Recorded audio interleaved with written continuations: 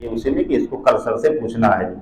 ठीक है, तो लेके आइए, प्रश्न बताया जाएगा। ठीक है, इसमें थोड़ा सा हिस्सा बचा हुआ है। ठीक है, मध्य मंडल हो गया है, समताप मंडल हो गया, क्षोभ मंडल हो गया। आयन मंडल के बारे में जो सबसे महत्वपूर्ण मंडल है, ठीक है, इसके बारे में आज हम लोग देखेंगे और वायुमंडल के बारे में देखेंगे। इसके अलावा एक चीज जो बचा है, वायुमंडल का महत्व। वायुमंडल का महत्व, महत्व का मतलब हो गया कि जो भी चीजें हम पढ़ लिख रहे हैं, ठीक है, उसका इंपॉर्टेंस किसी न किसी रूप में है। इंपॉर्टेंस का मतलब कि उपयोग, किसी चीज का अगर उपयोग है, महत्व मतलब क्या हो गया, ठीक है, कि कौन कितना जो है, किसके कितना रहने से, किसके नहीं रहने से क्या प्रभाव पड़ सकता है, जो है इंपॉर्टेंस वही है जो। ठीक है, तो अब हीडिंग आयन मंडल हो गया था ना, इसके पहले ये वाला मंडल मध्य मंडल। जब ऐसा तो नहीं आप लोग कंफ्यूज हो कि कहाँ बीच से शुरू कर दिए। हाँ, तो चलिए इसको जल्दी खत्म कर लें। तो आज ही हम लोग शुरू करेंगे समुद्र विज्ञान।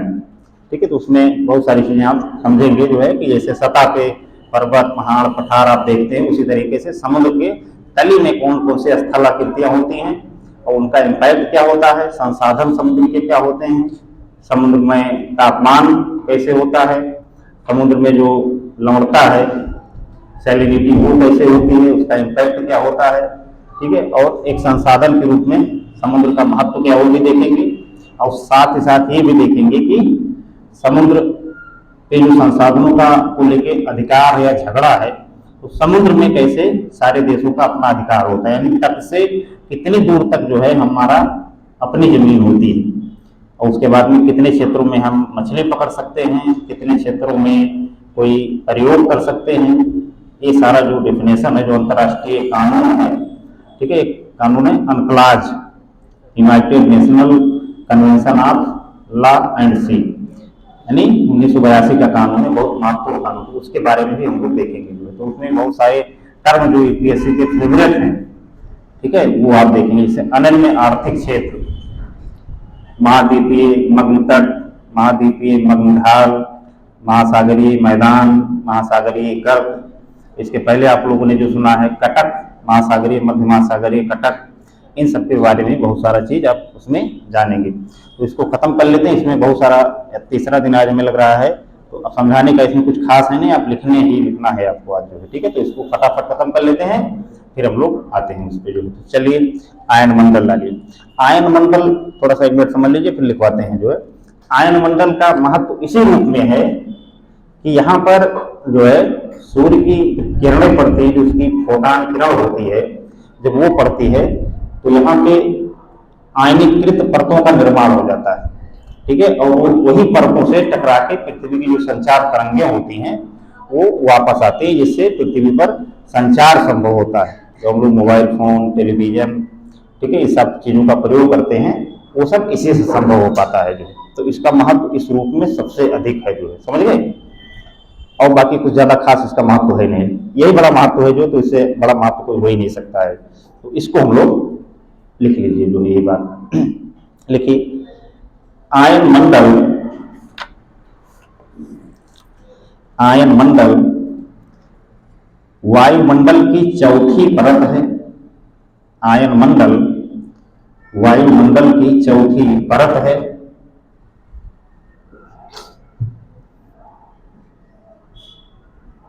अंग्रेजी में भी यहाँ हेडिंग डालने वाले लिख लीजिएगा आयनोस्फीयर।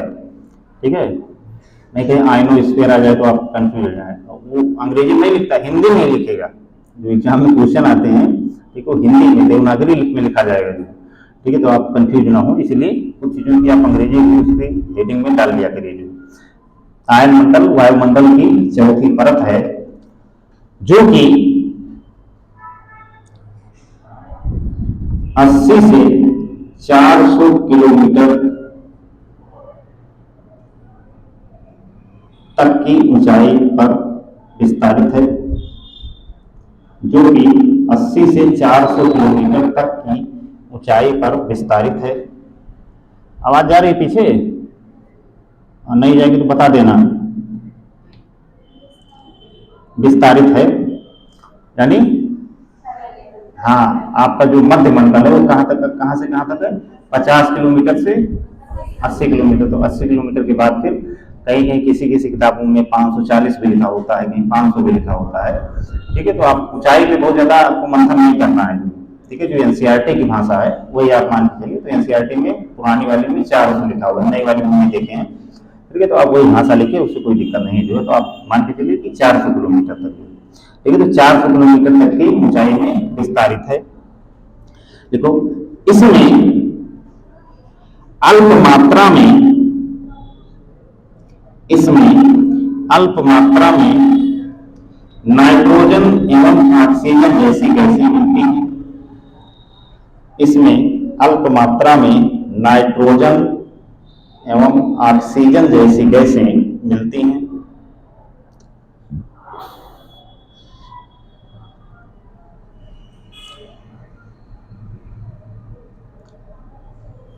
अल्प मात्रा का मतलब जैसे आप सतह से जैसे जैसे ऊंचाई पे जाते जाएंगे वैसे वैसे गैसों का जो घनत्व है, डेंसिटी है उनकी, वो कम होती चली जाएगी। ठीक है, हाँ, जैसे जैसे आप ऊंचाई में जाएंगे, कुछ ऊंचाई पे जाएंगे तो वहाँ बिल्कुल गैसें नगण्य हैं, वायुमंडल में ही गैसें ना के बराबर हैं।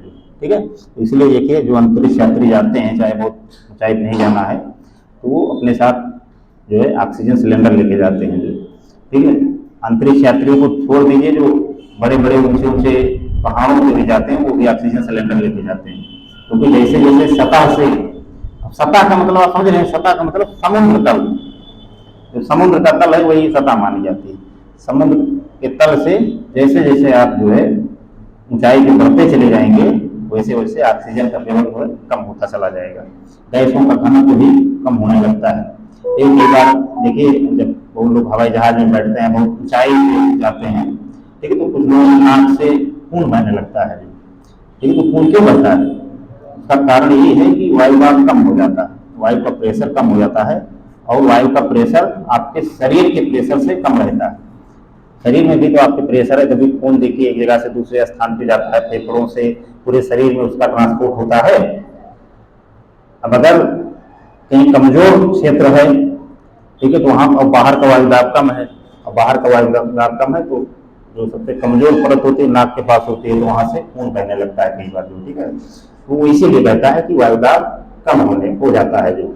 इसी प्रकार से वायु मंडल में जैसे जैसे ऊंचाई वाले मंडल में आप जाएंगे वहां पे आपको वायुदाब या गैसों की जो मात्रा है वो बहुत कम मिलती चली जाएगी जो। ठीक है, लिखिए आगे, इन गैसों पर जब इन गैसों पर जब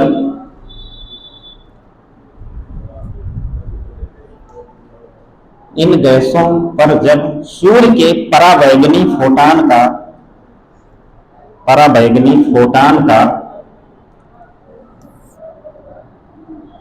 इन गैसों पर जब सूर्य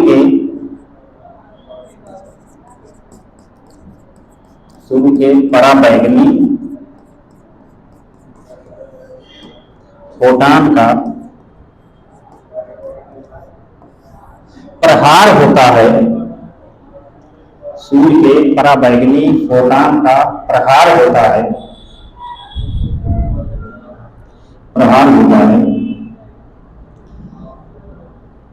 तब ये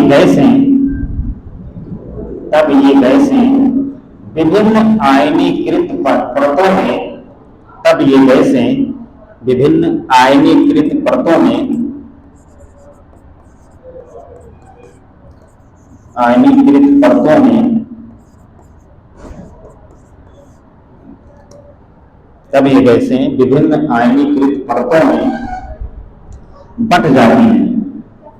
बट जाती हैं, विभिन्न आयनीकृत परतों में बट जाती हैं। हाँ, कट नहीं, हाँ, दोनों भी मतलब हम इसको अपनी आवाज की गलती मानते हैं। कई बार हमारी आवाज जो है वो मोटी है, एक तो माइक से और जो है झंझनाहट हो जाती, गूंज जाती है आवाज, तो ठीक है, लेने की देने सुनाई पड़ते ही है जो। ठीक है, आप लोग कान सबका सही होना हम आशा करते हैं जो है। ठीक है, हाँ, तो विभिन्न आयनीकृत परतों में जो है वो विभाजित हो जाती हैं। आगे लिखो, इसके प्रभाव से इसके प्रभाव से यहाँ की वायु,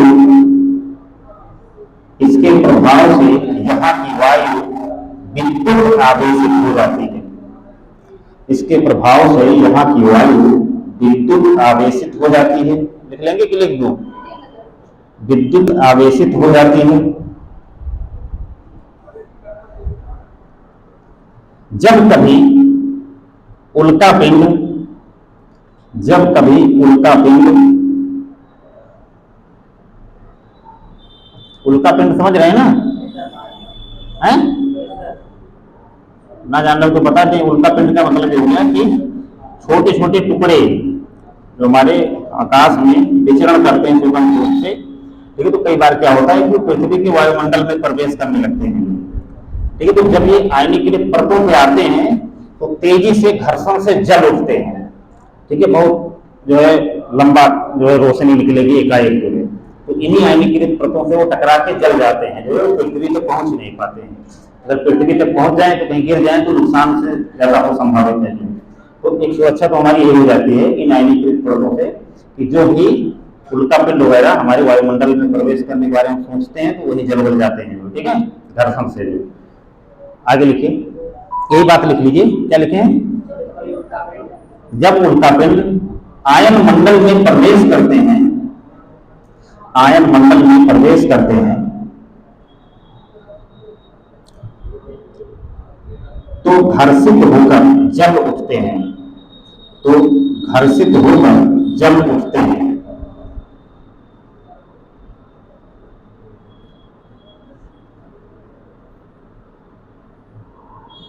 घर्षित होकर जल उठते हैं। पूर्ण विराम। इस मंडल में भी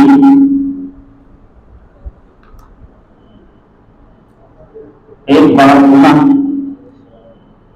इस मंडल में भी एक बार पुनः ऊंचाई बढ़ने के साथ, इस मंडल में भी एक बार पुनः ऊंचाई बढ़ने के साथ ताप में वृद्धि होती है, ताप में वृद्धि होती है।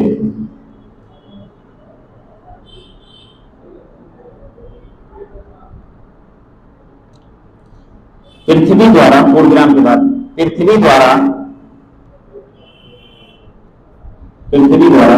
भेजी गई संचार तरंगें, पृथ्वी द्वारा भेजी गई संचार तरंगें, पृथ्वी द्वारा भेजी गई संचार तरंगें इन्हीं आयनीकृत परतों से टकराकर, इन्हीं आयनीकृत परतों से टकराकर, इन्हीं आयनीकृत परतों से टकराकर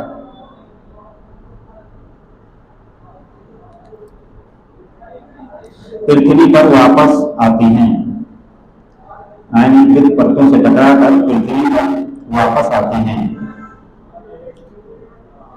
जिससे पृथ्वी पर संचार संभव होता है, जिससे पृथ्वी पर संचार संभव होता है।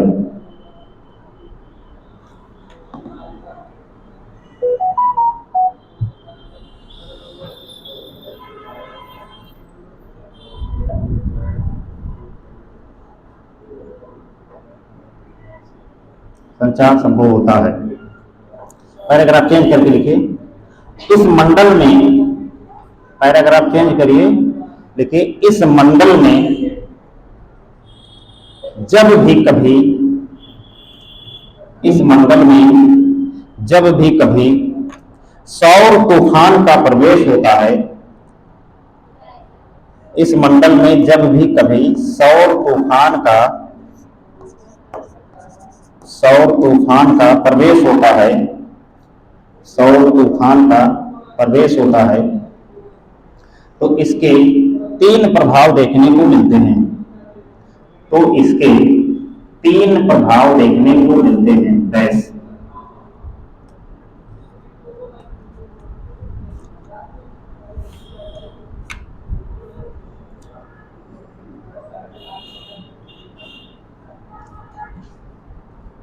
सौर तूफान का मतलब कि जो सूर्य से तरंगें निकलती हैं, जो हाईली व्यक्तित्व क्रम होते हैं। जैसे कहीं आग जल रही उसमें लपट होती है, बताओ पूछ रहे थे क्या?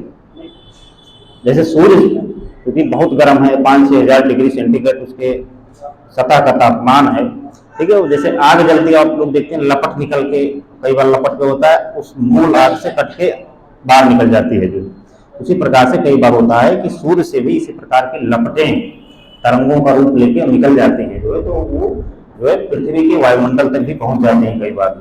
और अगर पृथ्वी के वायुमंडल भी पहुंच जाती हैं, ठीक है, तो तमाम सारी परतों से वो टकरा के जो है आती हैं। तो उसमें एक आयनीकृत परत भी है। जब यहाँ पे पहुंचती हैं तो उसका कई इम्पैक्ट होता है जो हमारे ऊपर भी पड़ता है। अगर आयनीकृत परतें किसी भी रूप में डिस्टर्ब होती हैं, क्योंकि वो जो सौर तूफान होता है वो विद्युत चुंबकीय होता है। अब ठीक है, इस परतों में जब टकराता है तो जो पृथ्वी द्वारा संचार तरंगे भेजी जाती हैं वो प्रॉपर ढंग से वापस नहीं आ पाती है, वो छिन्न भिन्न हो जाता है। और जब छिन्न भिन्न हो जाता है तो हमारा जो संचार है वो बाधित हो जाता है, ठीक है।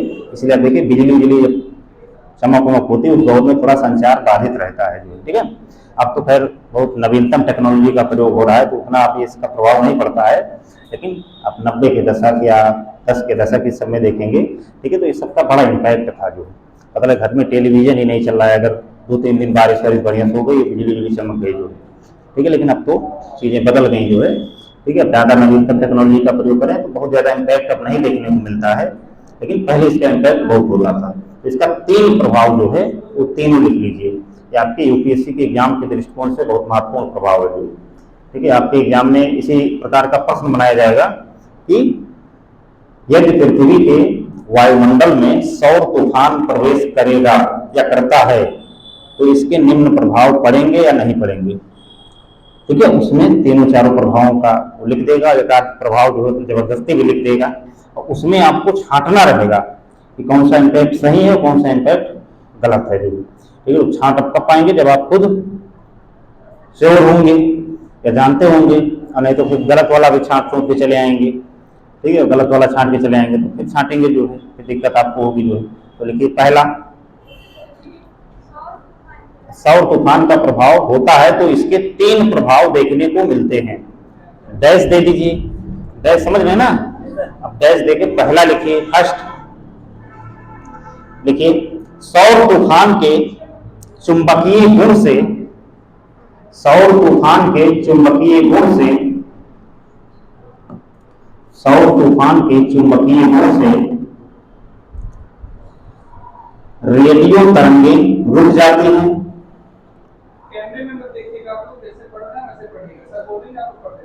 ठीक है, क्या लिखें, रेडियो तरंगे रुक जाती हैं, रेडियो तरंगे रुक जाती हैं,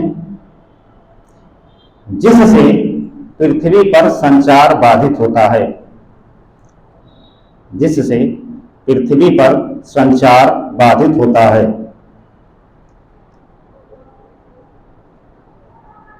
जिससे पृथ्वी पर संचार बाधित होता है। दूसरा लिखिए, क्या है जी, दूसरा लिखिए, सौर तूफान के ही प्रभाव से, सौर तूफान के ही प्रभाव से पृथ्वी के चुंबकीय ध्रुव का, सौर तूफान के ही प्रभाव से पृथ्वी के चुंबकीय ध्रुव का, पृथ्वी के चुंबकीय ध्रुव का व्युत्क्रमण होता है, पृथ्वी के चुंबकीय ध्रुव का व्युत्क्रमण होता है, व्युत्क्रमण होता है, जिसे मैग्नेटिक एनामली कहते हैं, जिसे मैग्नेटिक, जिसे मैग्नेटिक एनामली, जिसे मैग्नेटिक एनामली कहते हैं। पढ़ ले जाएंगे, जिसे मैग्नेटिक एनामली कहते हैं, ये टर्म है जो है।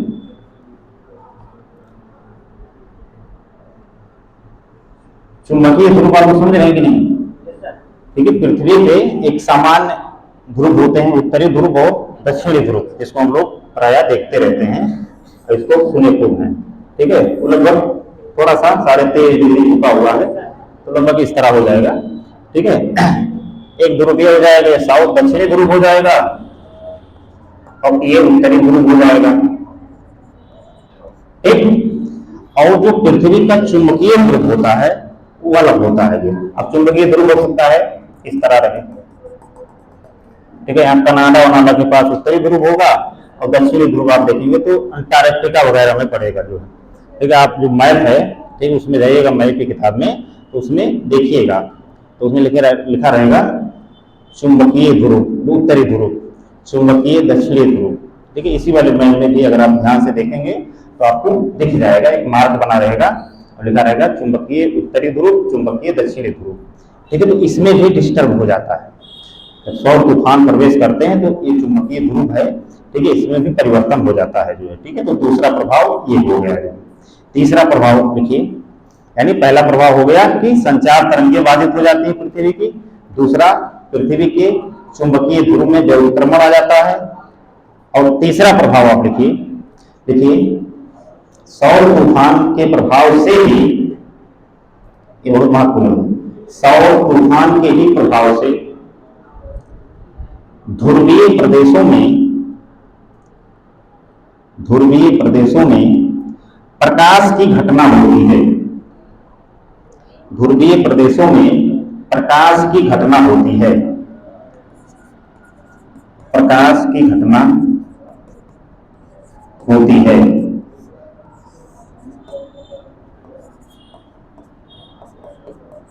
जिसे उत्तरी ध्रुव प्रकाश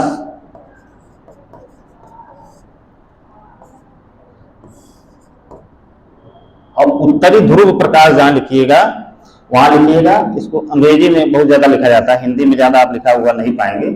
ठीक है, तो उत्तरी ध्रुव प्रकाश को क्या बोलते हैं? अरोरा बोरियलिसिस। मैं लिख दे रहा हूं, ये अरोरा, BURAULIS,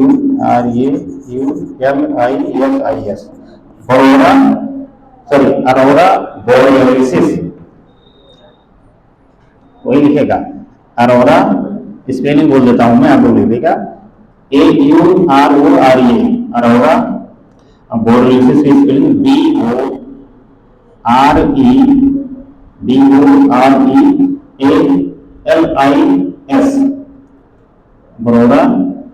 अरोरा बोरियलिसिस। तथा दक्षिणी ध्रुव प्रकाश,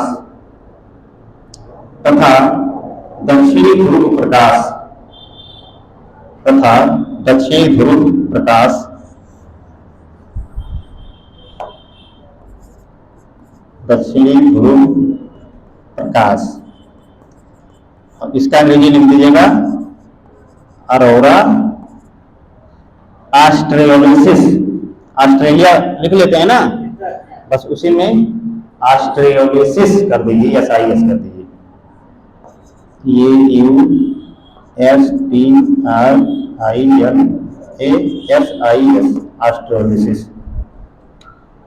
अरोरा ऑस्ट्रेलियलिसिस।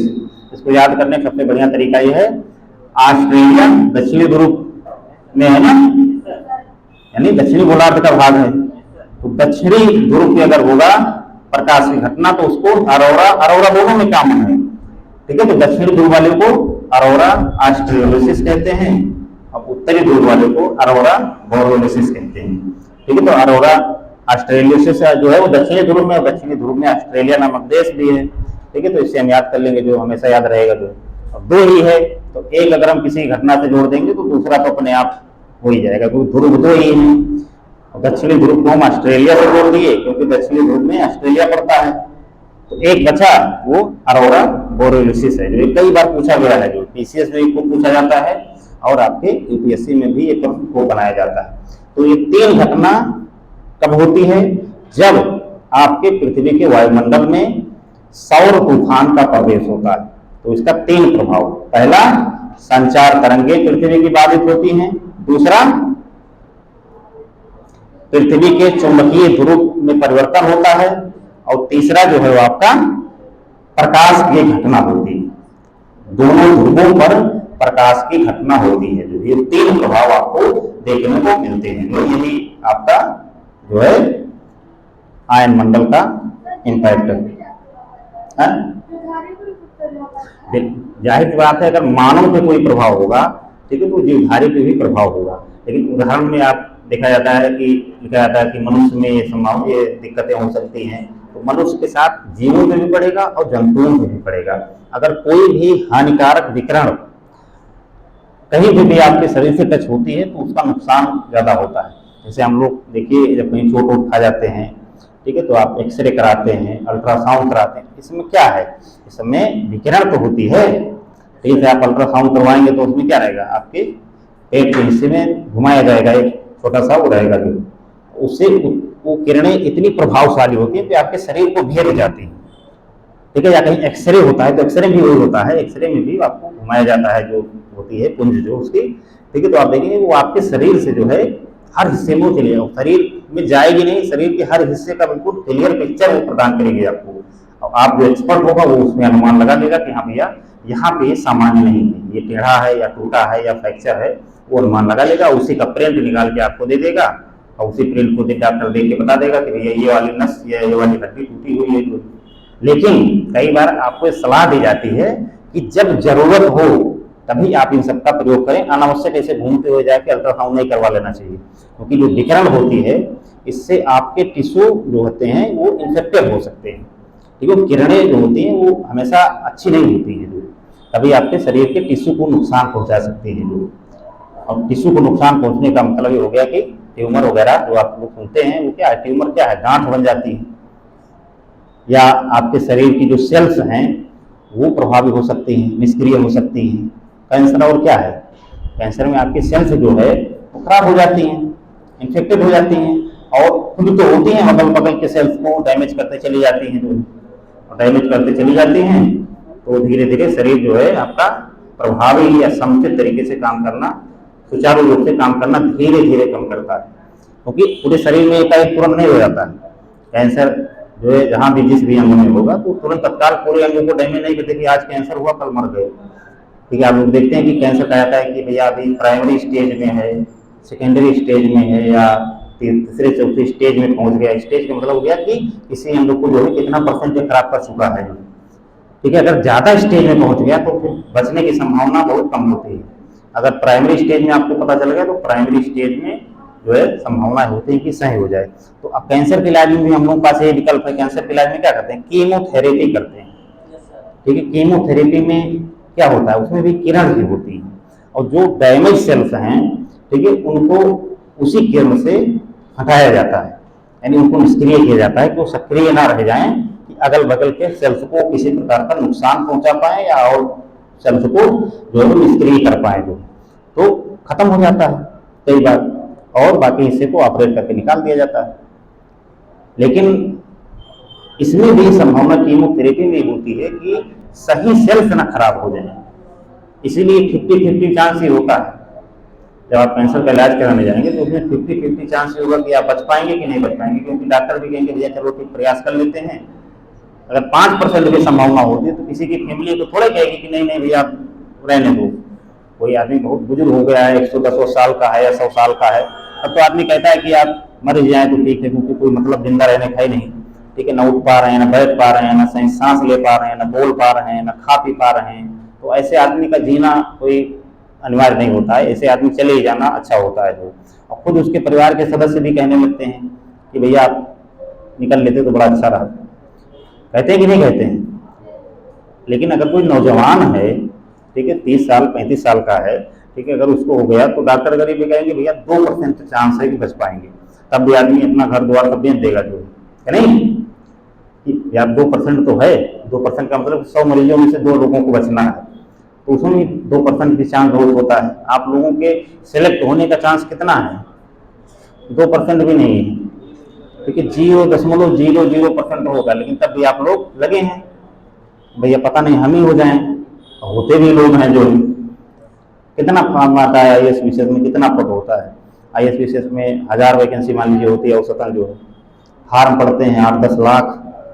अब 10 लाख को आप 1000 से भाग दे दीजिए कि देखिए कितना परसेंट आता है, उतने परसेंट आपके सिलेक्शन के चांस है नहीं। एक एक पद पे सोचिए हजारों 10,000 लोग हैं, ठीक है, 10,000 लोगों में से 10,000 की भीड़ से एक लोगों को चुनना है, तो क्या प्रोबेबिलिटी है, ना के बराबर प्रोबेबिलिटी है, लेकिन तब भी लगे हैं कि हाँ भाई हो जाए, ठीक है। तो इसी प्रकार से उसमें भी यही चीजें होती हैं, लेकिन वो रिस्की होता है, आपका भी रिस्की, आपका रिस्की क्या, आपका हो भी गए तो अच्छा है, नहीं हुई तब भी अच्छा ही है, का कोई मर जाता है, ठीक है। नहीं हुए तो आप कहीं ना कहीं जहाँ भी रहेंगे तो हाँ एक अच्छे नागरिक रहेंगे और कमाएंगे खाएंगे अच्छा, क्योंकि आपको समाज की और देश की बहुत बेहतर जानकारी होगी, बारीकी जानकारी होगी, हर क्षेत्र के बारे में आपको थोड़ा बहुत बुनियादी जानकारी होगी, तो कहीं पे भी आप रहेंगे तो अपनी जगह आप निर्धारित कर लेंगे।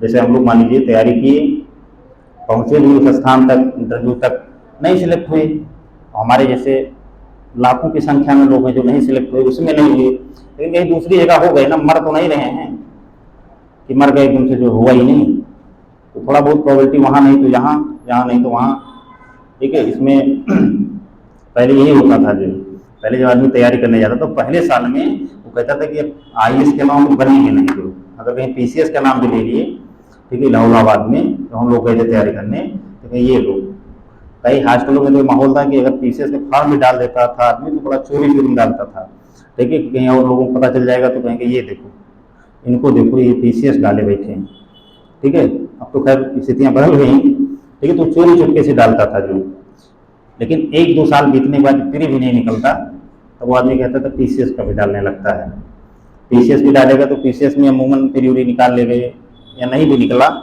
फिर 2 साल तैयारी की, 3 साल उसमें भी देखे, उसमें कुछ खास हुआ नहीं, तब आदमी कहता है अब चलो B.Ed करते हैं, B.Ed कर लिए, B.Ed कर लिए तो वैकेंसी आ गई तो मास्टर हो गए। अमूमन यही होता है, होता था जो आपके आसपास भी जितने मास्टर होंगे सिविल सर्विस की तैयारी जो की होगी, ठीक है, लेकिन वो प्रतिबद्धता नहीं होती, जो प्रतिबद्धता होनी चाहिए अगर वो रहे तो वो कम ही लोगों में होती है। आपका कंपटीशन 10 लाख लोगों से नहीं है, 20,000 लोगों से मात्र है, क्योंकि जो गंभीर तैयारी करने वाले 20,000 है, बाकी तो ऐसे डाल दिए कि चलो हम भी जीवन में कहेंगे, लड़के बच्चे जब होंगे कि हम भी IAS की तैयारी किए हैं, ज़्यादा मत फेंकना हमसे, जो सारी चीज़ें जानते हैं, ये तो कहने के लिए, रिश्तेदारों को दिखाने के लिए, कम्युनिटियों को जलाने के लिए, ठीक है, वो तो आदमी डाल देता है। लेकिन गंभीर जो तैयारी करने वाले हैं, ठीक है, वो मुश्किल से 15,000 20,000 से ज़्यादा नहीं होते, उनसे आपका कंपटीशन है। तो कभी आपके दिमाग में मत आइए कि इतने लोगों में हमको तैयारी करना है, उसमें जो गंभीर हैं, जो वाकई पढ़ने में इच्छुक हैं, लगे हैं दिन रात, अपने टारगेट के अलावा कोई अनावश्यक काम में इन्वॉल्वमेंट उनका जीरो है, ठीक है, तो उनसे आपका कंपटीशन है नहीं। चलिए अब अगला डालिए, लास्ट, बहिर्मंडल या बाह्यमंडल, एक्सोस्फीयर, एक्सोस्फीयर, इसमें 3-4 लाइन खाली लिख लो, बाकी कुछ इसमें नहीं लिखना, ना समझना है। देखो, यह वायुमंडल की सबसे ऊपरी परत है,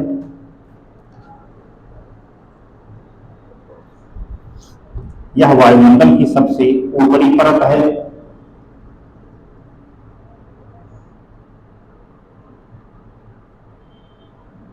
जिसकी ऊंचाई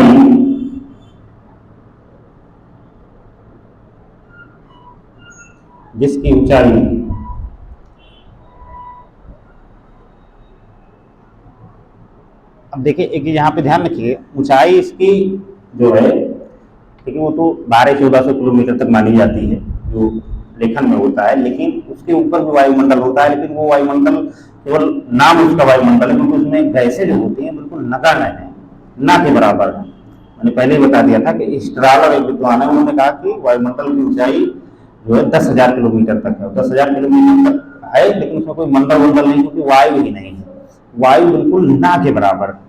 वान एलन एक अमेरिकी भूगोल जो है भूगोलवेत्ता थे, उन्होंने कहा कि वायुमंडल की ऊंचाई 29,000 किलोमीटर तक है, ठीक है, क्योंकि 29,000 किलोमीटर तक भी वायु को उन्होंने देखा, खोजा, कहीं थोड़ा बहुत उनको महसूस हुआ, तो उन्होंने 29,000 किलोमीटर लंबाई मानी, ऊंचाई मानी, ठीक है। तो इस समय बहुत ज्यादा नहीं जाना है आपको मोटे तौर पे आपका कॉन्सेप्ट क्लियर रहे कि हाँ भैया इस मंडल के बाद ये मंडल है और ये मंडल है, तो यहाँ पे महत्व इसका कम है, तो क्यों कम है? वायुमंडल का मतलब वायु, सीधा साफ यानी जहाँ ज्यादा वायु है वही महत्वपूर्ण आपके लिए, बाकी कुछ महत्वपूर्ण नहीं है। तो लिख लीजिए, इसकी ऊंचाई 1200 से 1400 किलोमीटर तक मानी गई है। इसकी ऊंचाई 1200 से 1400 किलोमीटर तक मानी गई है। इस मंडल में हाइड्रोजन एवं हीलियम जैसे इस मंडल में हाइड्रोजन एवं हीलियम जैसे हल्की गैसें पाई जाती हैं। हाइड्रोजन एवं हीलियम जैसी हल्की गैसें पाई जाती हैं। इस मंडल में हाइड्रोजन एवं हीलियम जैसी हल्की गैसें पाई जाती हैं। अर्थात वायु का बहुत विरल आवरण है। अर्थात वायु का बहुत विरल आवरण है।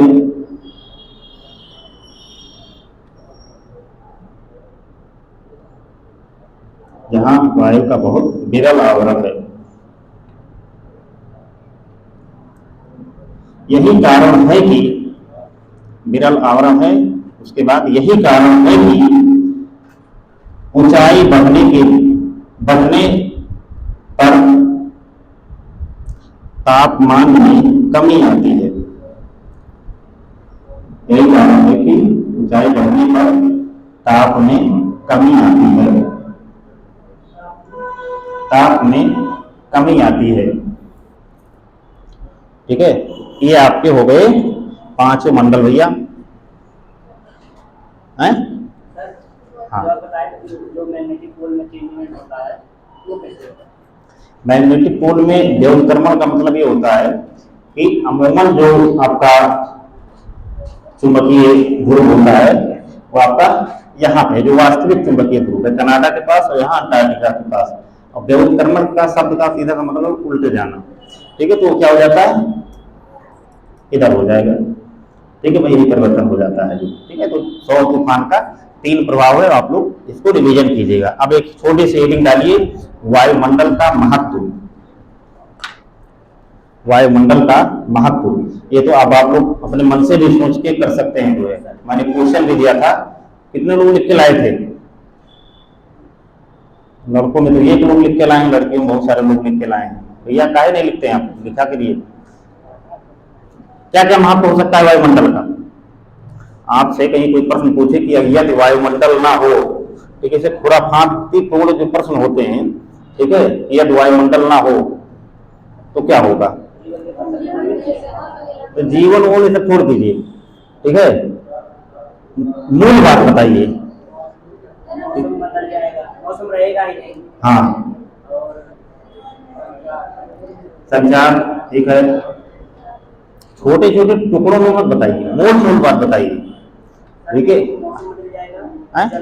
मौसम बदल जाएगा। जो जल स्तर उनमें भी अरे मौसम छोड़ो यार, तुम खुद ही नहीं रह पाओगे। सबसे पहली चीज तो यही, ठीक है, क्योंकि बहुत सारे ग्रह हैं। ठीक है, उसके सबसे मूल चीज यही है कि वहां सबसे पहली चीज अगर खोजी जा रही है तो वायुमंडल। ठीक है, जो हमारे लिए गैस है वो खोजी जा रही है कि हम सांस लेंगे, कितना डब्बा लेके घूमेंगे। ठीक है, तो गैस वैस रहेगी तो ठीक है। तो अगर वायुमंडल ही नहीं रहेगा तो ऑक्सीजन ही नहीं रहेगी, और ऑक्सीजन नहीं रहेगी तो हम क्या गैस लेंगे? दूसरी चीज, यानी पहला हो गया कि जीवन संभव नहीं हो सकता। अभी लिखवाएंगे, परेशान न होइए। दूसरा क्या होगा? दूसरा ये होगा कि यदि जीवन भी होगा, वायुमंडल नहीं होगा, तो किसी भी चीज का विकास नहीं होगा। ठीक है, चाहे पेड़ पौधे हैं, चाहे मानव है। अभी आप देखिए, धूप से दूर हो जाइए, देखिए आपको विटामिन डी की गोली खानी पड़ेगी जो। ठीक है, क्योंकि उससे हमको प्राप्त हो रही है। ऐसा नहीं कि क्यों उसे प्राप्त हो रही है, जो आपके शरीर में विटामिन डी को सक्रिय करने वाले एजेंट्स हैं उनको सक्रिय कर देता है। ठीक है, जिससे आपके शरीर को जितना आवश्यक है उतना विटामिन डी प्राप्त हो जाती है जो। ठीक है, तो वही नहीं प्राप्त होगी। और विकास के लिए, विकास का मतलब कि पेड़ पौधे जो जैसे बढ़ते हैं, या आप जैसे छोटे बच्चे से लेकर वो इतने जो है जाते हैं, जवानी बुढ़ापा सब अपना एक क्रम है, जो अवस्था है वो कहीं कहीं सो ही नहीं पाएगी जो, क्योंकि आपका विकास ही अवरुद्ध हो जाएगा। अगर पैदा भी हो गई गलती से जो है तो अवरुद्ध हो जाएगा जो। ये तो बड़ी बड़ी चीजें हो गई। इसके अलावा आपको तमाम आकाशीय पिंड जो हैं वो आप तक नहीं पहुंच पाते। अगर वायुमंडल न रहता तो पहुंच जाते। जैसे मैंने बताया कि आयन मंडल में उल्का पिंड जो भी आते हैं वो रगड़ खा के और आयनीकृत परतों से टकरा के तेजी से जल के खत्म हो जाते हैं। गिरे भी तो कहीं का छोटा मोटा टुकड़ा कहीं सागर वगैरह में गिर गया तो उससे कोई इम्पैक्ट पड़ता नहीं है। तो तीसरा हो गया उल्का पिंडों से सुरक्षा। चौथा मौसम और जलवायु, ठीक है, ये टोटली आपके वायुमंडल पर निर्भर है, ठीक है। तो मंडल ही नहीं रहेगा तो कहाँ बादल वादल बनेंगे भैया। यानी मौसम और जलवायु, ऐसा करो लिखते भी चलो, इसे इसको वाक्य में नहीं लिखवाएंगे, बस आप हेडिंग डालो वायुमंडल का महत्व और इसे स्टार दे दे के लिख लो, दो दो चार चार वाक्य में जो है। तो पहला लिख लो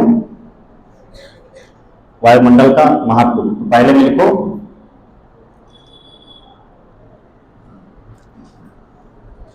उल्का पिंडों से सुरक्षा।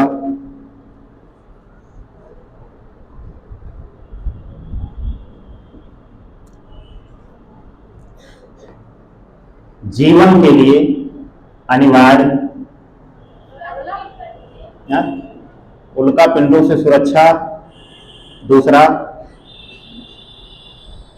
वाक्य नहीं बनाना है, क्या करने वाक्य बनाओगे इतना कि भैया उल्का पिंडों से सुरक्षा होती है, ये सब लिखने क्या जरूरत है। आप छोटा छोटा वाक्य लिख लो, मूल बात समझ जाओ।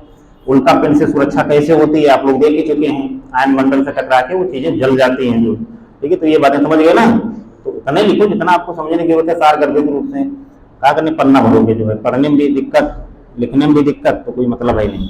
दूसरा जीवन के लिए अनिवार्यता, जीवन के लिए अनिवार्यता, पृथ्वी को गर्म बनाए रखने में सहायक, पृथ्वी को गर्म बनाए रखने में सहायक।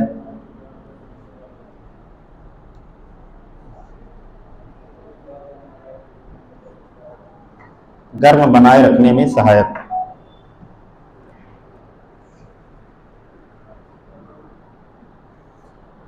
अब इस बात को जो समझ गया होगा कि पृथ्वी को गर्म बनाए रखने में कैसे सहायक है, ठीक है, तो समझो वायुमंडल समझ गया। कौन बताएगा?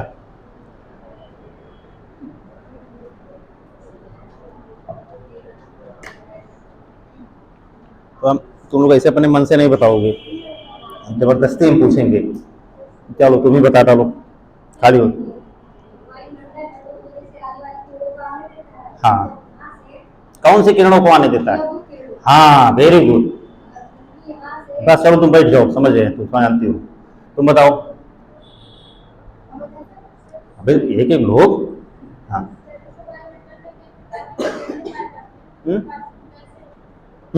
ठीक।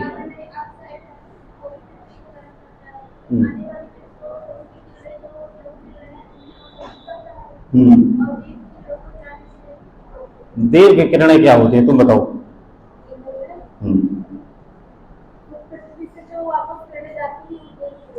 ठीक है, वेरी गुड। आप बताओ, तुम बैठ जाओ। आप सही बता रहे हो, खुशी मिल रही है, ठीक है, मतलब गलत भी है थोड़ा बहुत, लेकिन ऐसी बात नहीं, कुछ तो बता रहे हो। पूरी बात बताओ ये कि पृथ्वी को गर्म बनाए रखने में वायुमंडल कैसे सहायक है, इस बात को आप समझा दीजिए हमको।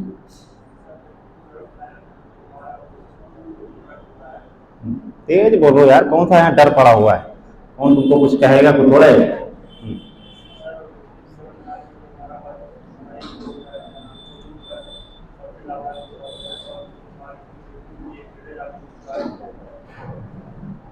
चलो ठीक है ठीक है, तो और सोनल बताएं। सोनल नहीं, हाँ तुम सोनल ही हो ना, जो तुम्हारा जो भी नाम है तुम ही बताओ।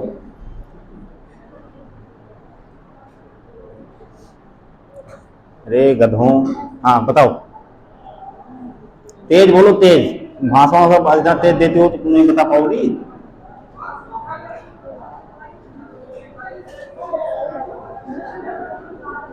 तुम खुद सुन पा रहे हो क्या बोल रही हो? तेज बोलो।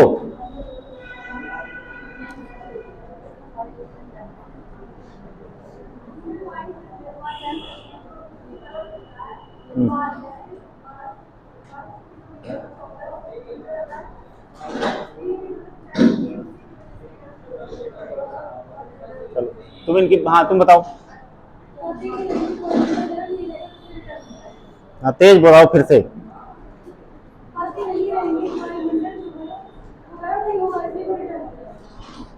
ये कौन सी बात हुई? ये हम समझे नहीं। लोग बड़े बड़े वैज्ञानिकों को भी मार ही डालोगे, जिन्होंने सब वायुमंडल मंडल का स्तरीकरण और ये सब बनाने का काम किया है। अगर वो सोचो यहाँ पे उपस्थित हो जाएं तो क्या करेंगे? तुम लोगों को तो कुछ नहीं कहेंगे, हमको कोई भी कुछ नहीं कहेंगे, और वो यहीं पे मर जाएंगे। कुछ ऐसा भी नहीं कि उनको जहर और खाने की जरूरत पड़ेगी, ऐसे मर जाएंगे कि हम क्या करने किस ग्रह पे आए। मतलब इतना सब कुछ बताने के बाद भी तुम लोग इतना गलत काम से करो। हाँ तुम बताओ। जो सर सूर्य से जो भी किरणें धरती और मतलब लघु किरणें आती हैं, वो गैसों के संगठन के द्वारा वो धरती पर कैप्चर हो जाती हैं। तो धरती की दीर्घ किरणें वापस मतलब अंतरिक्ष में जाती हैं, वो वो किरणें कैप्चर होकर मतलब ऊपर नीचे बनी रहती है, जिसके कारण वायुमंडल गर्म हो जाता है। ठीक है, अधिकांश लोगों ने सही बताया है। ठीक है, तो हम मान के चलते हैं कि आप लोगों को समझ में आ गया होगा, लेकिन इसके बावजूद भी हम एक बार थोड़ा सा आप लोगों को इसको बता देते हैं। ठीक है, इसमें सीधी सी बात है, आप सबसे बुनियादी बातें आप जानते हैं कि कोई भी पिंड जितना गर्म होता है उसी के यानी अपनी औकात के अनुसार वो तरंग को छोड़ता है। अगर कम गर्म है तो उसकी तरंगे बहुत कम प्रभावशाली होंगी या दीर्घ तरंग के रूप में होंगी। कोई पिंड ज्यादा गर्म है तो उसकी तरंगे जो है लघु के रूप में होंगी। अब आपके वायुमंडल में जो विभिन्न प्रकार की गैसें हैं, विभिन्न आवरण में हैं, ठीक है, गैसें क्या करती हैं कि जो प्रभावशाली किरणें होती हैं, जिसको लघु तरंग हम लोग बोलते हैं, जो सूर्य से आती हैं, उनको तो बिल्कुल माला वाला लेके स्वागत करते हैं कि आ जाओ आ जाओ। ठीक है, स्वागत करते हैं, उनको आने देते हैं, उनके लिए पारदर्शी भूमिका निभाती है जो। और अब चूंकि पृथ्वी भी गर्म हो जाती है तो पृथ्वी भी अपना थोड़ा बहुत तो छोड़ेगी, इसको हम लोग बोलते हैं पार्थिव विकिरण। ठीक है, या दीर्घ तरंग के रूप में छोड़ती है, क्योंकि ये इतना गर्म नहीं होता है कि जितना लघु तरंगों के रूप में जो है उत्सर्जन कर पाए। तो ये दीर्घ तरंगों के रूप में अपना छोड़ती है, रिलीज करते हैं अपने टेम्परेचर को। अब इधर से जब दीर्घ तरंगों को रिलीज करते हैं तो दीर्घ तरंगों की जो तरंग दैर्घ्य होती है वो बड़ी होती है, यानी किस तरह होगी, लघु तरंग होंगी तो उनकी छोटे छोटे ऐसे रहेगा। अब ये क्या करते हैं कि दीर्घ तरंगों को वायुमंडल से बाहर जाने ही नहीं देते, और जाने भी देते हैं तो बहुत कम मात्रा में जाने देते हैं, इसलिए हमारा वायुमंडल धीरे धीरे गर्म हो जाता है। और गर्म होने का मतलब हो गया कि यहाँ पे बहुत सारी चीजें जो है वो संभव हो पाती हैं। लेकिन गर्मी हमारे लिए ज्यादा गर्मी नुकसानदायक है, गर्मी नहीं नुकसानदायक। गर्मी नहीं रहेगी तो कोई विकास ही नहीं होगा, पेड़ पौधे बढ़ ही नहीं पाएंगे। ठीक है, इसीलिए मैंने उदाहरण भी दिया था green house effect. Green house effect क्या है? ग्रीन हाउस प्रभाव। ग्रीन हाउस प्रभाव में क्या होता है, जो ठंडा प्रदेश होता है भैया, जहाँ बिल्कुल बर्फ जमी रहती है, तो वहां पे छोटा छोटा घर बनाते हैं। ठीक है, हाँ, पॉली हाउस। ठीक है, अब वो घर ऐसे बनाएंगे अपना। ठीक है, अब इसमें लघु तरंगे आएंगी जो सूर्य से आती हैं, इसमें लघु तरंगे बढ़ जाएंगी। अब ये जो पॉली हाउस होगा यानी जो पन्नी ऊपर बनी होगी, ये लघु तरंगों को आने देगी अपने पास और दीर्घ तरंगों को वापस नहीं जाने देगी। अब दीर्घ तरंगे जैसे इधर से निकलेंगी, देखो उनको कहीं से बाहर निकलने ही नहीं देगा। अब क्या होगा कि ये सब पूरा गर्म हो जाएगा, और गर्म हो जाएगा तो इसमें सब्जियां, आलू, टमाटर, है सब्जियां जो तमाम सारी हैं, भिंडी उंडी भी, ठीक है, वो सब उगाई जाएंगी और ठंडे प्रदेशों में बेची जाएंगी जो, है नहीं। तो वहां पे भी अपना खेती किसानी कर लेता है आदमी जो है। अब ये सब नौटंकी करने की क्या जरूरत है?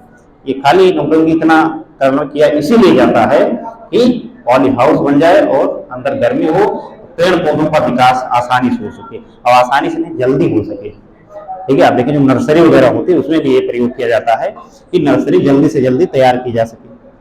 ठीक है, जैसे इधर आप देखेंगे तो 1-2 महीने के बाद में गोभी, मिर्चा, टमाटर, बैगन, इन सब के पौधे आपको मिलने लगेंगे नर्सरियों से, छोटे छोटे, तो ले जाके अपने खेत में लगाएंगे।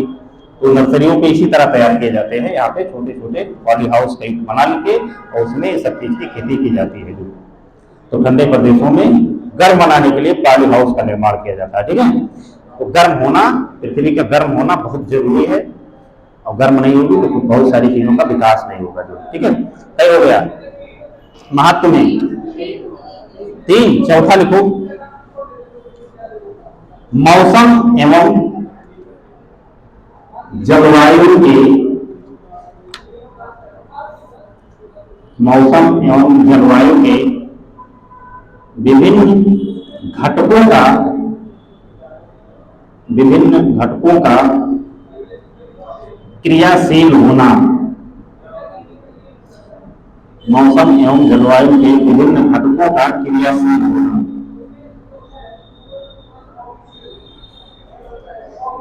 मौसम और जलवायु, ये बात समझ रहे हैं ना। मौसम का सीधा मतलब है कि मौसम जो होता है दिन प्रतिदिन बदलता है। दिन प्रतिदिन क्या, हर क्षण बदलता है।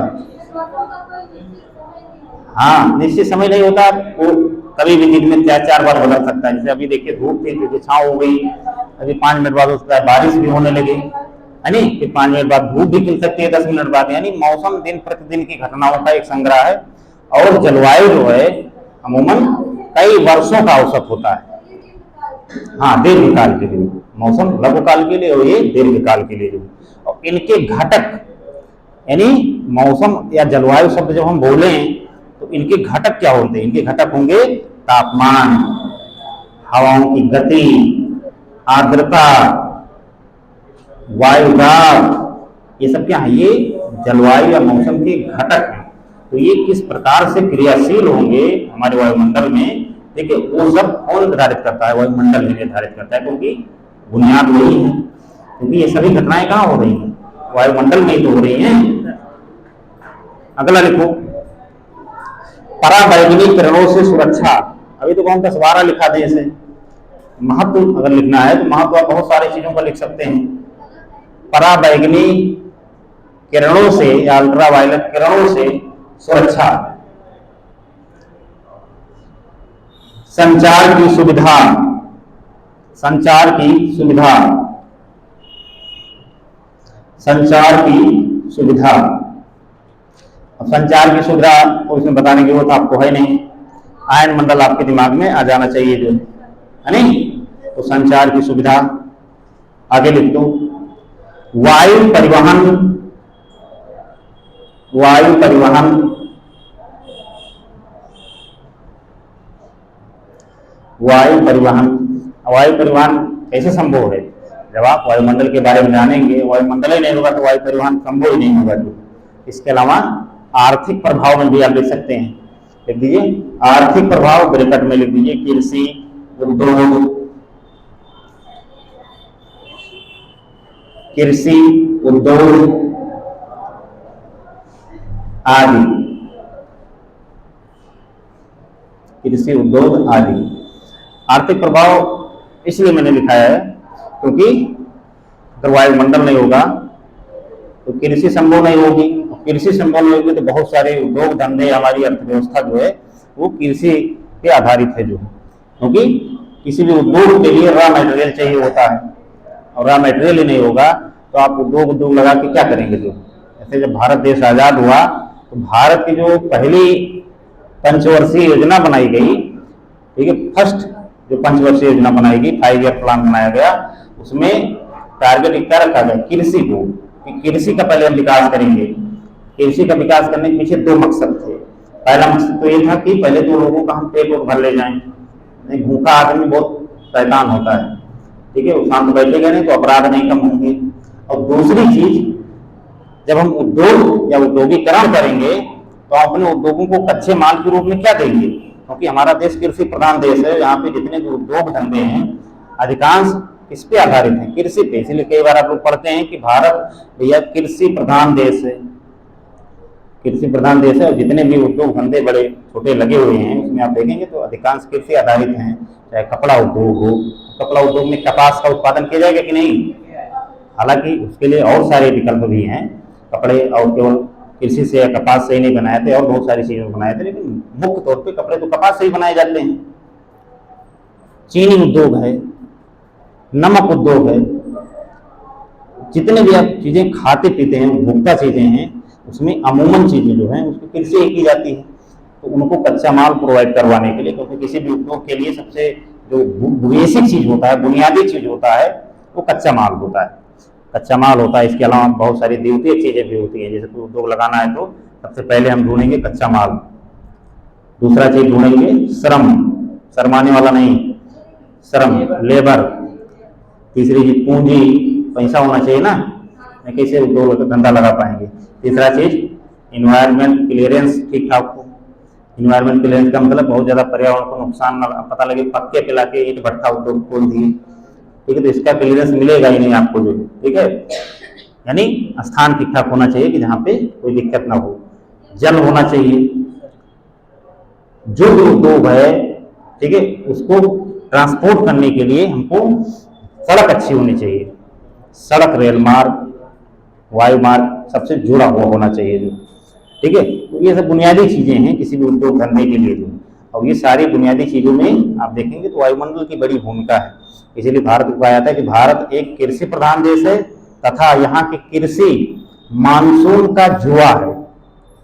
जब आप निबंध वगैरह लिखेंगे तो ऐसे शब्दों का प्रयोग किया जाता है, उसमें लिखा जाएगा कि भारत एक कृषि प्रधान देश है और मानसून जो भारत का है वो एक जुआ है, कृषि का जुआ है। यानी जिस साल मानसून, आप मान लीजिए आप दिमाग में सोचें कि इस बार धान ज़्यादा मात्रा में उगाएंगे, गेहूँ ज़्यादा मात्रा में उगाएंगे, अब पता चला कि बारिश ही नहीं हुई, तो केवल सिंचाई करके आप नहीं उगा पाएंगे ना, उगा पाएंगे तो उतना अधिक उत्पादन नहीं होगा कि आप सरप्लस उत्पादन कर पाएंगे। जो आपकी भर्ती लौटा है, जितना पूंजी आपने लगाया है, अगर वही रिप्लेस हो जाए तो बड़ी बात है, जो बेचने उचने तो भूल ही जाइए, ठीक है। और अगर मानसून बढ़िया आ गया, झमाझम बारिश हो गई और शुरू में बारिश हो गई, बाद में पकने के समय टेम्परेचर थोड़ा ज़्यादा हो गया तो बढ़िया धान लग जाएगा, जो है खूब सारा सरप्लस उत्पादन हो जाएगा जो है।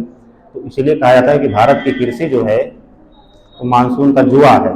मानसून का जुआ इसीलिए कहा जाता है क्योंकि भारत की जो जलवायु है वो मानसूनी जलवायु है, मानसूनी जलवायु का प्रदेश है। यानी मानसून एक बार आता है फिर वापस होता है, कई बार बहुत अच्छा मानसून आ जाता है, कई बार मानसून बहुत कमजोर होता है, या आप आगे ही पढ़ेंगे भूगोल में ही एल नीनो और ला नीना।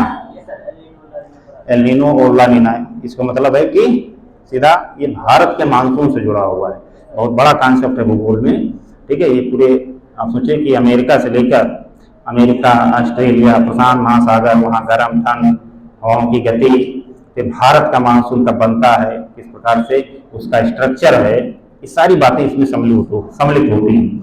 और इन सारे स्थलों में से किसी एक जगह पे भी आर्द्रता कम होगी, तापमान कम होगा, वायुदाब कम होगा, ज्यादा होगा, या हवाओं की गति विपरीत दिशा में होगी, तो इसका इम्पैक्ट क्या होगा कि भारत के मानसून पे भी पड़ेगा, और मानसून पे एल नीनो नाम दे दिया गया है और ला नीना के रूप में पड़ेगा। एल नीनो का मतलब सूखा वाला ईयर और ला नीना का मतलब कि अच्छी बारिश वाला जो है ईयर जो है। इसीलिए भारत का मौसम विज्ञान विभाग हर साल मानसून आने के पहले ही वो क्या करता है, भविष्यवाणी करता है कि इस बार भैया औसत से अधिक वर्षा होगी, इस बार औसत से कम वर्षा होने की संभावना है, ठीक है। तो वो अपना मानक बना के रखा है कि 15-16 आंकड़े जो है उनको इकट्ठा करता है कि हिंद महासागर में टेम्परेचर कितना है, वायुदाब कितना है, अरब सागर के पास क्या स्थिति है वायुदाब की, हवाओं की गति क्या है,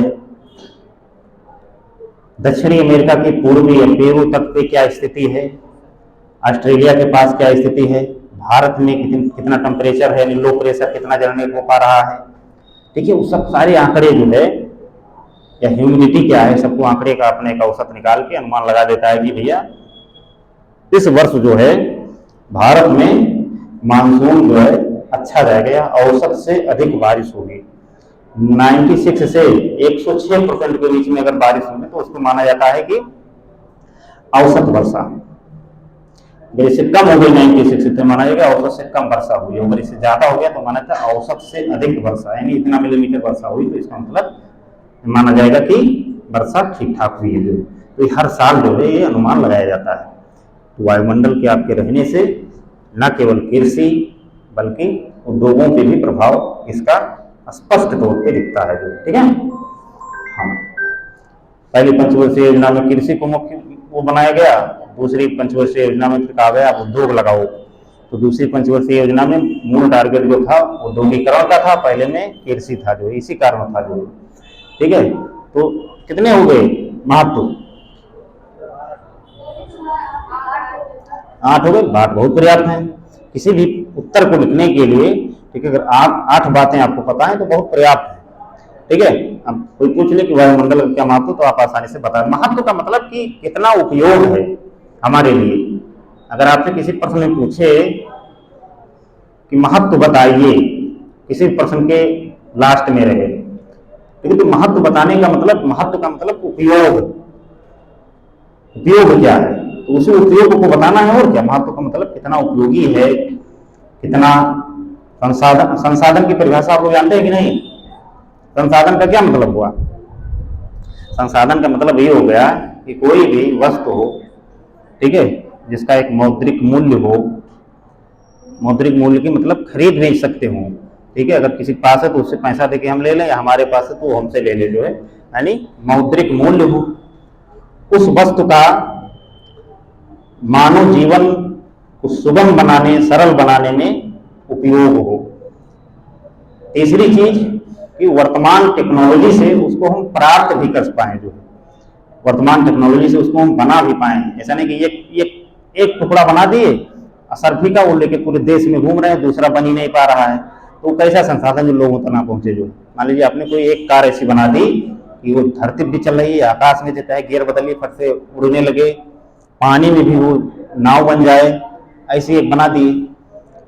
अब ये टेक्नोलॉजी हमारे पास है, जो है तो अब वो मौद्रिक मूल्य उसका हो कि लोग खरीद भी सकें, और हम उसी प्रकार की और नई कारें भी बना पाएं कि और लोग भी खरीद सकेंगे। ये नहीं कि पहले और लास्ट बना दिए, एक लोग के पास है तो एक लोग के पास कोई वह नहीं, मतलब तो यानी वर्तमान तकनीकी क्षमता से ग्रहण योग्य हो। अब आप बता दीजिए कि भैया शनि ग्रह पे जो है बहुत सारा सोना चांदी रखा हुआ है, ठीक है, तो वहां लाएगा कौन? प्रश्न ये है। यानी अब वो संसाधन उसको हम भूल ही नहीं सकते हैं, जो उसको संसाधन कह देंगे तो वो उसके संसाधन की परिभाषा में एक नहीं लागू कर रहा है। यानी सोने का दाम तो है ही है, लेकिन दूसरा जो हमने बताया है कि मौद्रिक मूल्य भी है, और तीसरा जो मैंने बताया कि वर्तमान टेक्नोलॉजी से या वर्तमान तकनीकी क्षमता से वो प्राप्त होने के योग्य हो, वो नहीं हो पाएगा। कौन जाने का लाने पता लगे। अगर मान लीजिए सब कुछ सही है, वहां से यहाँ तक वायुमंडल भी है, हवा भी है, आप सांस वास लेने में दिक्कत नहीं है, आप जहाज लेके इधर से निकल लिए, खूब ढेर सारा तेल और लेके, खाना वाना लेके जो है कि चले शनि ग्रह लाद के लाएंगे। जितना यहाँ जाएंगे वहां से आएंगे उससे अगर तेल जल जाएगा। पता लगे 50 करोड़ का तेल लग गया, सोना मिला 10,000 का, मर गए, वहीं पे मर गए, लौटे ही नहीं, कि अब जीने बेकार है, ठीक है। क्या मतलब होगा? वहां लौट के आएंगे आदमी, जो मिले को थपड़ी आएगा कि पागल आदमी देखो है, तो ऐसा ना हो, ठीक है। यानी कोई भी चीज आप, जैसे भारत में कई सोने की खदानें हाल के वर्षों में बंद कर दी गई, वो इसीलिए बंद कर दी गई कि उससे सस्ता तो हमको आयात पड़ जाता है, उसको खोदने में, उसको रिसाइकिल करने में। अब जैसे सोना हम लोग उपयोग करते हैं, अंगूठी पहनते हैं, तमाम सारे गहनों के रूप में, ठीक है, ऐसे को थोड़ा ही बन जाता है, उसको रिसाइकिल किया जाता है, साफ सफाई किया जाता है, उसके जो अवयव हैं उसको अलग किया जाता है, और उसके बाद तमाम आभूषणों में उसको परिवर्तित करके तभी तो हम उपयोग करते हैं। ये सब जो पूरी प्रक्रिया है इतनी ज़्यादा महंगी हो जाती है, खुदाई इतनी महंगी हो जाती है सोने की कि जितने सोना नहीं निकलता उतनी मजबूरी लग जाती है। तो भारत सरकार के खान मंत्रालय ने कहा कि ऐसा है कि अब मंगा लिया करो भैया, ऐसा बंद करो नौकरी, ठीक है, उसको बंद ही करवा दिया। जो बड़े खदान है वो तो चल रहे हैं, लेकिन छोटे छोटे खदान सबको बंद करवा दिया गया, जो इससे सस्ता हमारा आयात है। अब आप जो है अगला टॉपिक जो आपका है, अभी आपके पास समय है 10-15 मिनट, ठीक है, थके होके ना हो तो उसको भी आज हम लोग श्री गणेश कर दें, बुनियादी बातें, कम से कम लेक्चर ही हो जाए, लिखवाएंगे कल ही, लिखना नहीं पड़ेगा आपको। आप डालिए, इसमें अगर किसी का कोई प्रश्न हो तो आप पूछ सकते हैं, और ना हो तो नहीं पूछ सकते हैं, ठीक है। हाँ, नहीं तो कल रिवीजन करके आइएगा, संडे है ही, परसों पूछिएगा जो, ठीक है। चलिए, इसमें बहुत टाइप के क्वेश्चन बन सकते हैं, ठीक है। ये बहुत ही मतलब ऐसा उत्तर है, जैसे इसमें प्रश्न ये बन जाएगा जो है, देखिए यूपीएससी के जो प्रश्न होते हैं और जो पीसीएस के प्रश्न होते हैं और जो वनडे एग्जाम के प्रश्न होते हैं, तीनों में बुनियादी फर्क यही होता है। एसएससी में बिल्कुल सामान्य प्रश्न उठाएगा, पूछ लेगा कि वायुयान उड़ाने के लिए निम्नलिखित में से कौन सा मंडल सबसे उपयोगी है, ठीक, तो वो तो आप बता ही ले जाएंगे। ये वनडे एग्जाम का उत्तर प्रश्न है। ये अगर आप पीसीएस वगैरह में चले जाएंगे तो पीसीएस वगैरह में चले जाएंगे तो पीसीएस में 2-3 मंडल को मिला के कोई साझा कंटेंट बना देगा तो, या कह देगा कि नीचे से ऊपर तक के 500 का नाम लिख देगा, 500 और अंग्रेजी में लिखेगा देवनागरी लिपि में, और कहेगा इसको ऊपर से नीचे के क्रम में सही बैठाइए। ये हो गया पीसीएस का प्रश्न। वो पूछा भी इस तरीके का प्रश्न जो है।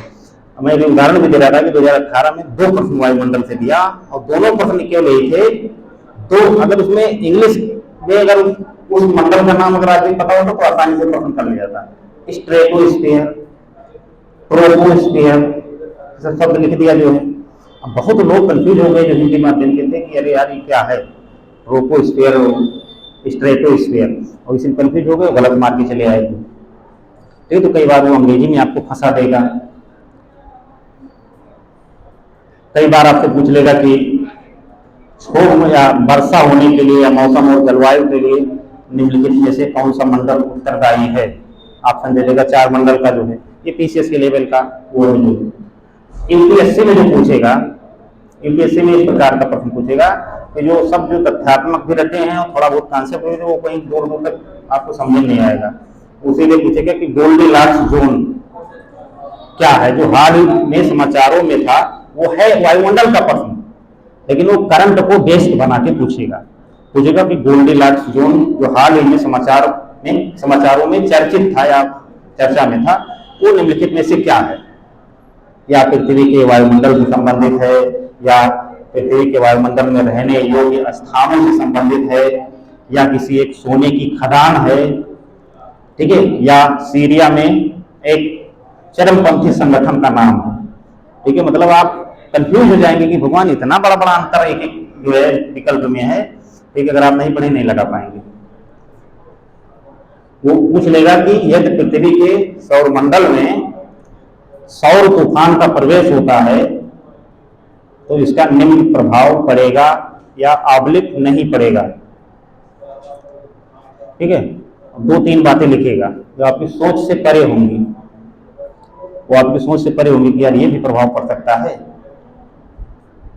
ये भी हो सकता है।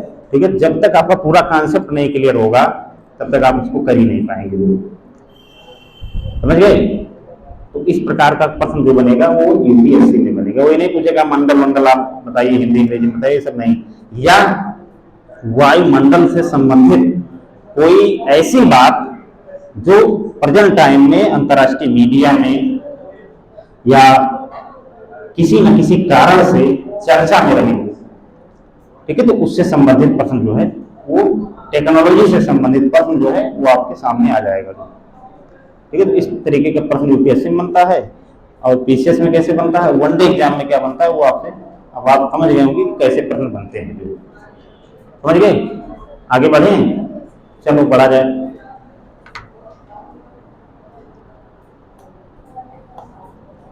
वनडे एग्जाम मतलब एसएससी, रेलवे, बैंक, तमाम हर एग्जाम कितना दिया जाए, हम क्या बताएं, जो एक दिन में हो जाए। चलिए,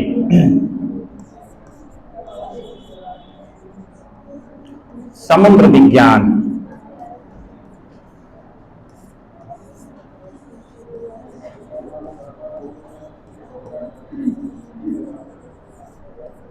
ओशियनोग्राफी।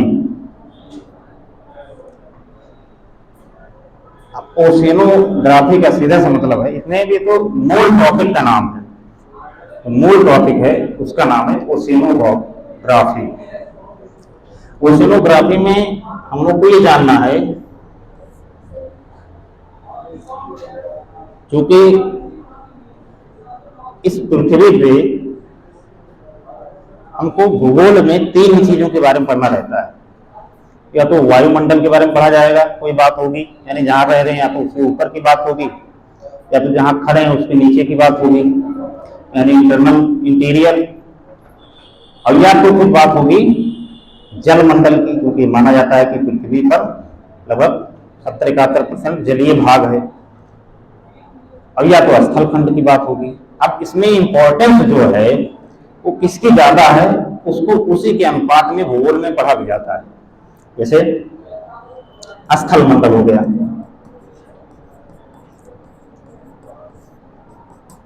जल मंडल हो गया। अब स्थल मंडल पूरी पृथ्वी पे ज्यादा नहीं, 25-30% है, नहीं। जल मंडल हो गया, वायुमंडल हो गया,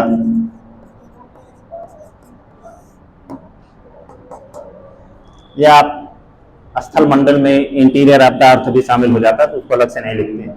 मंडल तो 3 ही है, ले देखिए इन तीनों के बारे में भूगोल में पढ़ा जाता है। अब वो कौन सा टॉपिक है, वो किस मंडल का भाग है, ठीक है, वो आप डिसाइड कर लेंगे। जैसे कोई चीज आपसे इंटीरियर ऑफ द अर्थ ही पढ़े, या पृथ्वी पे पर्वत के बारे में पढ़े, पहाड़ के बारे में पढ़े, मैदान के बारे में पढ़े, जलोढ़ मृदा के बारे में पढ़े, भूकंप ज्वालामुखी के बारे में पढ़े, कृषि के बारे में पढ़े, उद्योगों के बारे में पढ़े, मानव के बारे में पढ़े। मानव भूगोल भी अपने आप में एक बड़ा भूगोल है। इस सब के बारे में, तो ये सब स्थल खंड से संबंधित बात है। यानी स्थल खंड को जो ही आप एक्सप्लोर कर रहे हैं, इसमें क्या है, किसका इम्पैक्ट है, किसका ज्यादा है, किसका कम है। दूसरी जो चीज है, जलमंडल 71% पे है। जलमंडल 71% पे भले है, लेकिन इसका उपयोग जो है वो स्थल भाग में भी, मानव के उपयोग में भी है, जीव जंतुओं के विकास के लिए भी है, कृषि में भी है, उद्योग में भी है। सामान्य तौर पे इसका ये उपयोग है।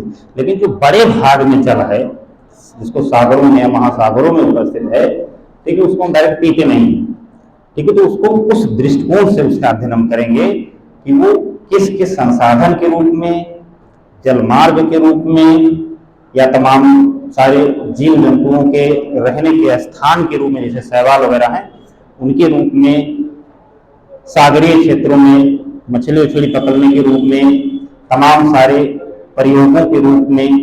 जैसे कोई विस्फोटक चीज है, वो हमको प्रयोग करना हुआ कि दग वग रहा है कि नहीं। जैसे कोई गोला वोला हम बना लिए, वो पता करना है कि दगता है कि नहीं दगता है, तो कैसे स्थान पे जाएंगे जहाँ न्यूनतम नुकसान हो। और न्यूनतम नुकसान जहाँ पे या तो रेगिस्तान होगा, या तो जाके जो है आप समुद्र में उसको दाग वाग के देख सकते हैं।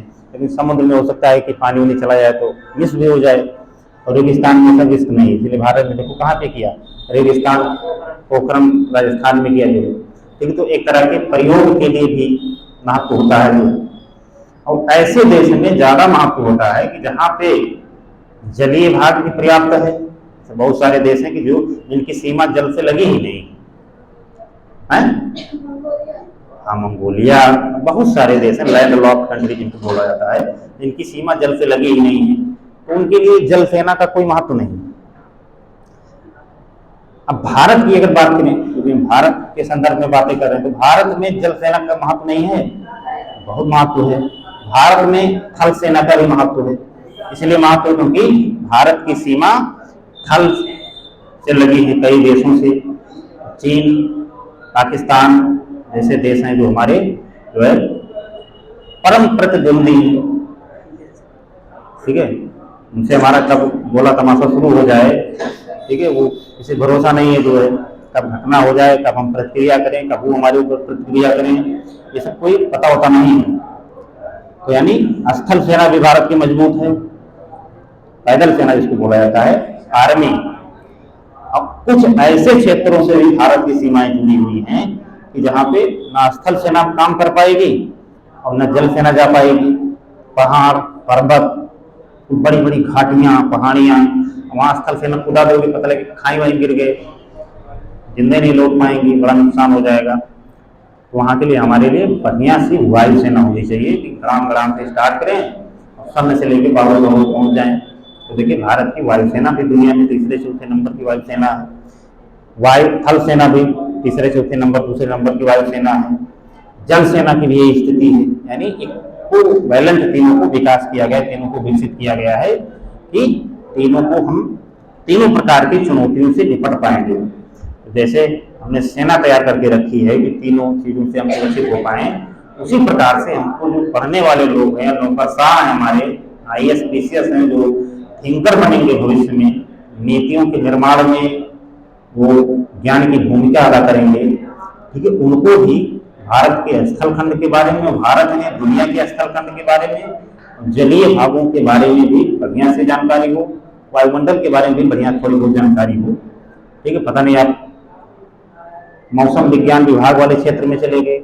आईएएस में केवल बस ये जीडीएम और आईपीएस नहीं बनते हैं, ठीक है, उसमें एलाइड सर्विसेज बहुत सारी होती हैं, दर्जनों सैकड़ों होती हैं। जो आप रेवेन्यू में जा सकते हैं, आप विदेश में जा सकते हैं, सबकी अपनी अपनी रिक्वायरमेंट है। लेकिन जो बुनियादी योग्यता है, जो बुनियादी जरूरत है, वो आपको है कि आप कम से कम सामान्य चीज़ों के बारे में जानें। इसलिए आपके पेपर में देखिए जो सिलेबस है उसमें लिखा जाता है कि जीएस फर्स्ट, यानी सामान्य अध्ययन पेपर फर्स्ट, सामान्य अध्ययन सेकेंड, सामान्य अध्ययन थर्ड, सामान्य अध्ययन 5, 4, जो भी है, ठीक है। सामान्य अध्ययन की बात यानी पूरी दुनिया के बारे में आप सामान्य तौर पे जाने कि कौन सा देश कहाँ है, वहाँ का तापमान कैसा है, जलवायु कैसा है, विकास कैसा है, भारत से संबंध कैसा है, ठीक है। तब जान पाएंगे, जब भूगोल से बढ़िया से परिचित होंगे तभी तो आप जान पाएंगे। पता लगे नहीं लिखा है कि अरब सागर से लगे हुए देशों से भारत के संबंध अच्छे नहीं हैं। अब आपको अरब सागर ही नहीं पता है, अरब सागर ही नहीं पता है। भारत सरकार में भी सचिव ने कहा कि ऐसा है कि आप थोड़ा देख लीजिए, अरब सागर से लगे हुए जो देश हैं, ठीक है, वहाँ से संबंध हमारे बहुत बेहतर है नहीं, तो थोड़ा वहाँ जो दूतावास है भारत के, उनको इन्फॉर्म कीजिए कि थोड़ा सा मेलजोल बढ़ाएं। सबसे पहले तो आप बाहर आए तो मुझे भैया किसी पूछ रहे हैं बताओ अरब सागर कहाँ है, तो अगले दिन ही आप गए, हम ये सब उसमें मजाक नहीं चलता है। तो आपको सामान्य जानकारी सबके बारे में होनी चाहिए। जैसे सेनाओं को हमने इक्विवेलेंट तैयार करके रखा है, उदाहरण मैंने दिया है, वैसे जो हमारे प्रशासनिक अधिकारी हैं उनको भी सामान्य ज्ञान के बारे में, हर क्षेत्र के बारे में पीएचडी तो नहीं होना चाहिए, लेकिन सामान्य ज्ञान जरूर होना चाहिए, ठीक है। तो आपने स्थल खंड के बारे में आपको बहुत सारी चीजें जानना है, तो भी आगे बहुत सारे टॉपिकों में आप जानेंगे ही जानेंगे। वायुमंडल के बारे में आप जान ही चुके हैं, छोटी बड़ी बात जो भी थी, क्योंकि बहुत बड़ा क्षेत्र है नहीं। एक जो टॉपिक बचा है समुद्र विज्ञान। अब समुद्र विज्ञान में आपको यही जानना है कि समुद्र है क्या, समुद्र का जो स्ट्रक्चर होता है। जैसे आप सतह पे देखते हैं कि सतह पे किस प्रकार की सतह होती है, ऐसे थोड़े सतह होती है कि ऐसे ऐसे बिल्कुल फ्लैट सतह होती है, ठीक है। सतह जो हमारे एक्चुअल में है, कहीं मैदान है, कहीं छोटा पहाड़ है, कहीं बड़े बड़े घाटियां हैं, कहीं कुछ है कहीं कुछ है, इसी प्रकार से तो हमारी सतह है। यानी सतह पे कहीं घाटियां हैं, कहीं मैदान है, कहीं तट है, कहीं पे जो है द्वीप समूह है, इसी प्रकार से सतह हमारी है।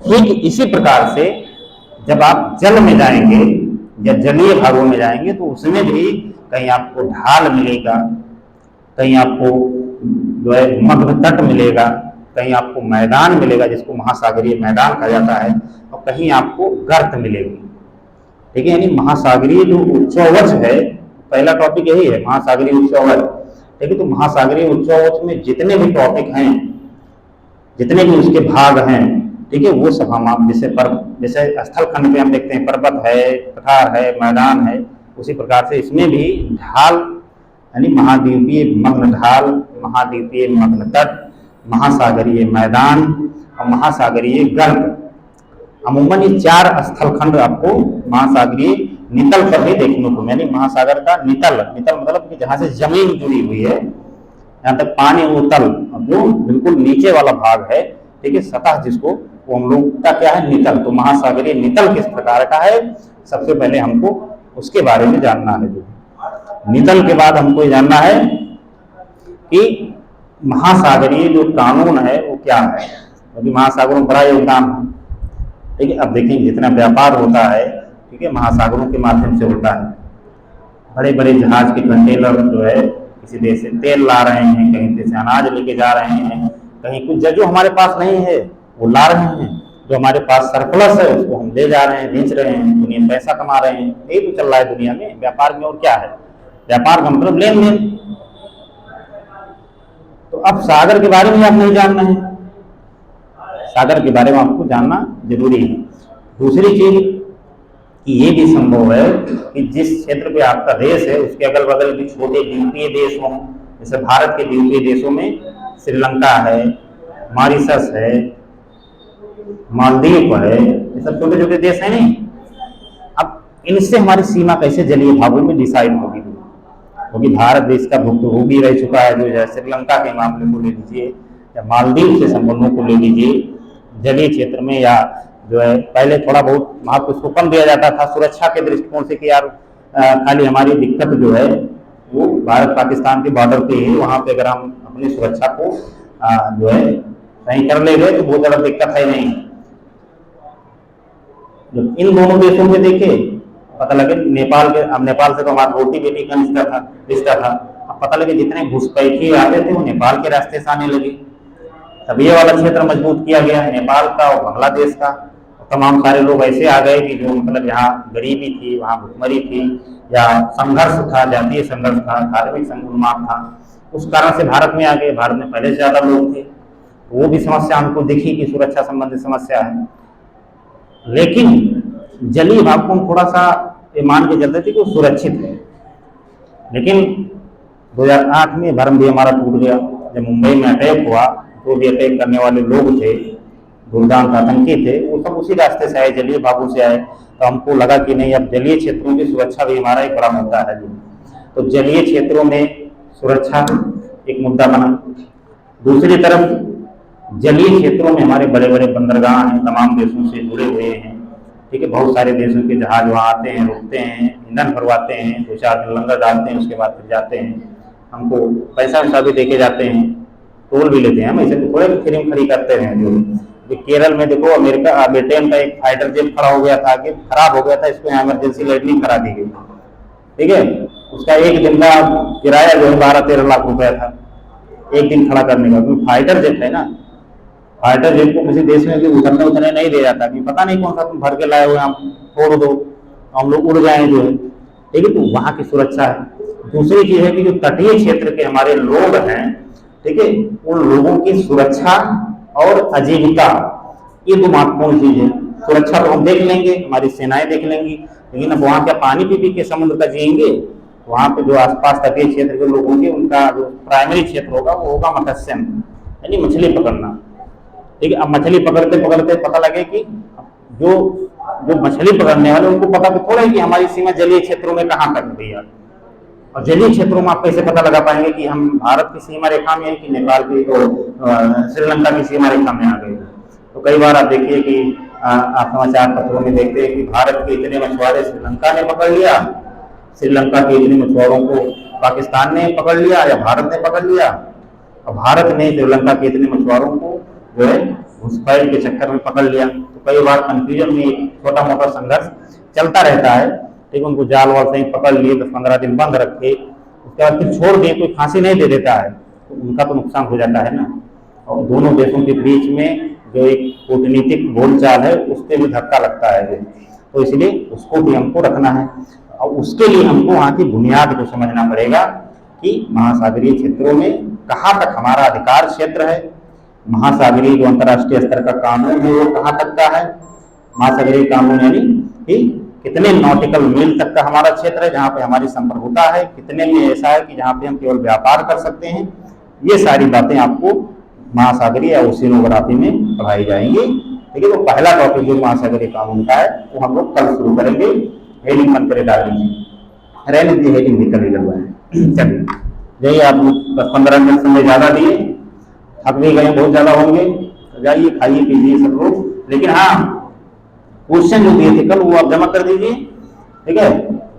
अब बाकी कल संडे है, तो कल संडे के लिए कहिए तो क्वेश्चन दे दें, और ना दें तो अपने मन से आप लोग लिख के लाइए। मन से लिख के लाएंगे, अब दे दें, लिखो लिखो।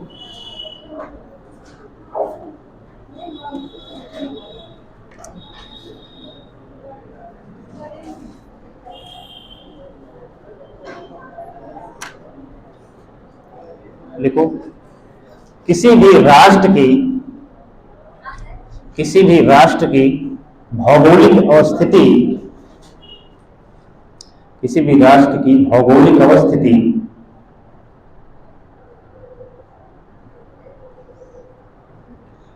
उस देश के आर्थिक विकास,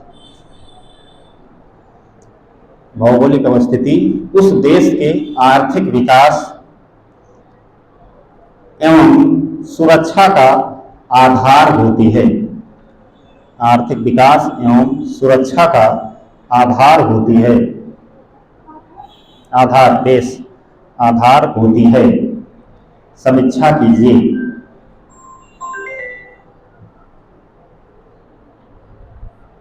आधार होती है, समीक्षा कीजिए।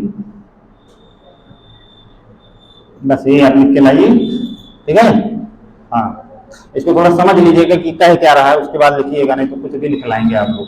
और बाकी अपने मन से भी आप एक्स्ट्रा क्वेश्चन भी लिख के लाएंगे, वो भी एंटर कर लेंगे। जो लोग भी क्वेश्चन लिख के लाए वो लोग इकट्ठा कलेक्ट कर लीजिए, वहां लाके जमा कर दीजिए, वहीं बैठते हैं, ले लेंगे।